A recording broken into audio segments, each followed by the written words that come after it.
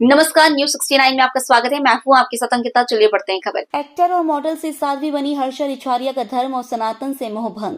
जबलपुर में हर्षा रिछारिया ने दिया बड़ा बयान। मौनी अमावस्या पर माघ मेले में गंगा स्नान के बाद ग्लैमर की दुनिया में वापस लौटने का किया ऐलान। लगातार संतों और धर्मगुरुओं के द्वारा दुत्कारने से हूं आहत। हर्षा रिछारिया, 1 साल में मैंने दी है बहुत परीक्षा। मैं सीता माता नहीं हूं इतनी परीक्षाएं दूं। अपनेपन की उम्मीद से गई थी धर्म की राह पर, लेकिन लगातार मेरा होता रहा तिरस्कार। हर्षा रिछारिया ने समाज की सोच पर भी उठाए सवाल। पुरुष प्रधान देश में नारी को आगे ना बढ़ने देने की सोच है बड़ी चुनौती। कोई स्त्री व्यास पीठ पर ना बैठे, इस पर भी होती है आपत्ति।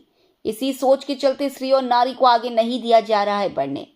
नारी शक्ति के आगे ईश्वर को भी देखा है नतमस्तक होते। हृदय परिवर्तन के बाद डाकू रत्नाकर भी बन गए थे महर्षि वाल्मीकि। हर्षा रिछारिया ने की हताश होकर फिर से ग्लैमर की दुनिया में वापसी जाने की घोषणा। साध्वी बनने पर ऐतराज जताने वालों को हर्षा रिछारिया की चुनौती।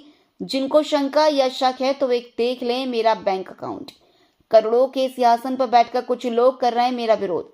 स्त्री और नारी के साथ ऐसा हो रहा है तो यह कौन सा धर्म है? हम किस धर्म को मानते हैं? जबलपुर में एक निजी कार्यक्रम में शामिल होने आई थी मॉडल से साध्वी बनी हर्षा रिछारिया। देखिए, सनातन धर्म कोई तब तक नहीं अपना सकता जब तक सनातन धर्म उस व्यक्ति को ना अपनाए।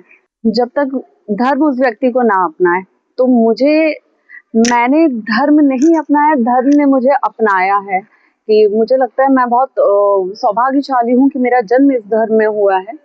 लेकिन अब रही बात इसको छोड़ने की या इस रास्ते से हटने की, मैं अपने धर्म को नहीं छोड़ सकती, क्योंकि मैं बहुत गौरवान्वित हूँ कि मेरा इस धर्म में जन्म हुआ है। लेकिन रही बात खुल के उसका प्रचार करने की, जो मैं कर रही थी पिछले 1-1.5 साल से, वो अब मैं उसको यही विराम दूंगी। क्योंकि जिन धर्म गुरुओं का हम एक झलक पाना चाहते हैं, जिनके एक झलक पाने को हम अपना सौभाग्य समझते हैं, अपनी किस्मत समझते हैं, उनका आशीर्वाद लेने को अपनी किस्मत समझते हैं, वही अगर कुछ धर्म गुरु एक लड़की के विरोध में खड़े हो जाएं और वो भी लगातार 1 साल तक विरोध करते रहें, तो मैं अकेली कितनी कब तक लड़ूंगी।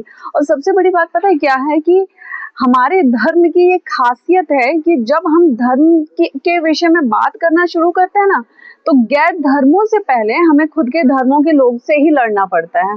उन्हीं के सवालों का जवाब देना पड़ता है, उन्हीं के पूरे शक को क्लियर करना पड़ता है कि नहीं भाई ऐसा नहीं ऐसा है।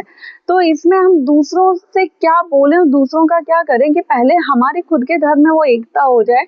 यहाँ पे स्वाभिमान, यहाँ पे ईगो इतना क्लैश होता है कि कोई लड़की कैसे आगे बढ़ रही है उसको कैसे रोकना है, उसको कैसे नीचे गिराना है। और सबसे बड़ी बात ये हमारे पौराणिक काल से अभी तक चला आ रहा है कि अगर आप किसी लड़की का मनोबल, किसी स्त्री का मनोबल नहीं तोड़ पा रहे हैं, तो उसके चरित्र को आप निचोड़ना शुरू कर दीजिए, फिर तो वो लड़की टूटेगी ही टूटेगी। तो ये तब भी हो रहा था, ये आज भी हो रहा है, और ये पता नहीं कब तक होगा कि कितना आसान हो जाता है कि एक लड़की को तोड़ना और हर तरह से तोड़ना।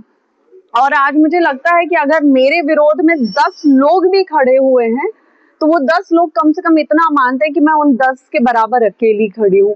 तो अंत में जितनी भी मुझे परीक्षाएं देनी थी इस 1 साल में, मैंने बहुत की, मैंने सबको एक करने की कोशिश की, मैंने सबको प्रणाम किया, सबको लेकर चली। लेकिन अब मैं इन परीक्षाओं को यही विराम देती हूँ, और अब मैं अपने पुराने काम को जो मैं करती थी उसको अच्छे से पूरा करूंगी। और मुझे लगता है कि वो ऐसा काम था जिसमें विरोध नहीं था, शांति से आप जी सकते थे। मुझे लगता था कि पहले धर्म के रास्ते में शांति है, लेकिन अब मुझे लगता है कि उसी पुराने काम में शांति है। जो विरोध करते थे वो आपको किस तरह की बातें करते थे, खास कौन सी बात, कैसे आप तक बातें उन तक पहुंची? मेरे खिलाफ जो विरोध हो रहे हैं वो एक पूरे मेजोरिटी बना के हो रहे हैं कि सामने आप किसी के भी पास जाएंगे, आप किसी को भी पूछेंगे मेरे लिए, तो वो बोलेंगे हाँ बहुत अच्छी बेटी है, बहुत अच्छी बहन है, वो सनातन के लिए काम कर रही है, हम उसके साथ हैं।